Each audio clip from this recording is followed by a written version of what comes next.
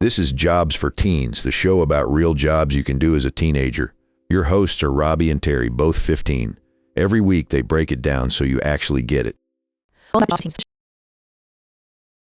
Show about real jobs you can do as a teenager. I'm Terry. And I'm Robbie, and today we're talking about becoming a junior photographer, like actually getting paid to take pictures. Which sounds too fun to be real, but it absolutely is real, and people are hiring teens to do this.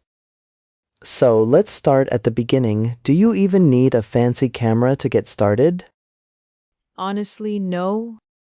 A lot of photographers start with just a smartphone because modern phones shoot in what's called RAW format now, which gives you way more to work with.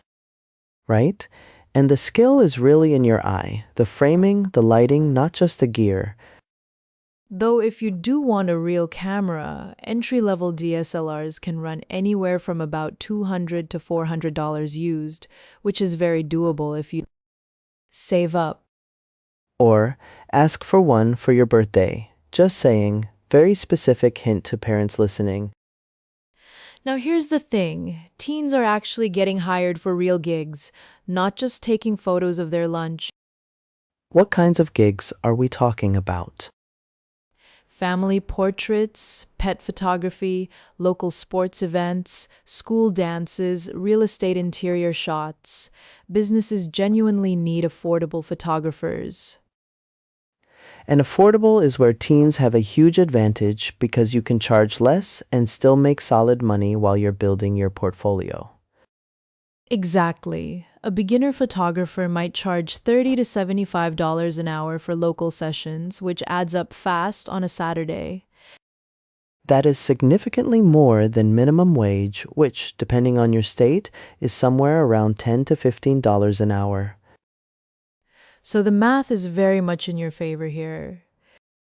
Okay, but how do you actually get your first client when you have zero experience? You shoot for free first, friends, family, neighbors, and you build a portfolio of maybe 10 to 20 strong images. Then you put those on a simple free website like a Google Sites page or even just an Instagram account dedicated to your work. And you tell every human being you know that you're taking bookings. Word of mouth is genuinely the number one way photographers get clients early on. Which is kind of old school, but also kind of reassuring. Like, you don't need to run ads. Now let's talk about editing because that's a huge part of the job people don't expect. Right. Taking the photo is almost half the work. Editing it is the other half. Free tools like Lightroom Mobile or Snapseed are legitimately powerful and photographers actually use them professionally. And learning to edit well is a skill that makes your photos go from "oh nice" to "wait, who took this? It looks professional." There are also free YouTube tutorials for literally every editing technique. You could learn the basics in a weekend if you actually sat down and did it. Which, unlike most weekend plans, would actually pay off in real dollars later. Now here's a cool fact. The photography industry in the United States is worth about $10 billion a year.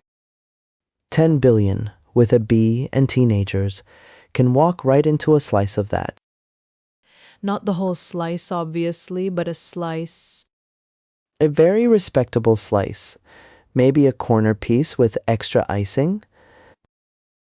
Another thing worth knowing, stock photography is a passive income option where you upload your photos to sites and earn money every time someone downloads one. So a photo you took on a hike 2 years ago could still be earning you money right now. That is wild. Some teen photographers have reportedly earned hundreds of dollars a month just from stock photo libraries alone. Okay, I feel like we buried the lead, and the lead is passive income as a teenager. The lead is actually photography teaches you real professional skills, things like client communication, time management, and delivering work on deadline. Which looks absolutely incredible on a college application or a resume, by the way. And it's a skill that scales with you. You can grow it into a real business or just keep it as a side income for years.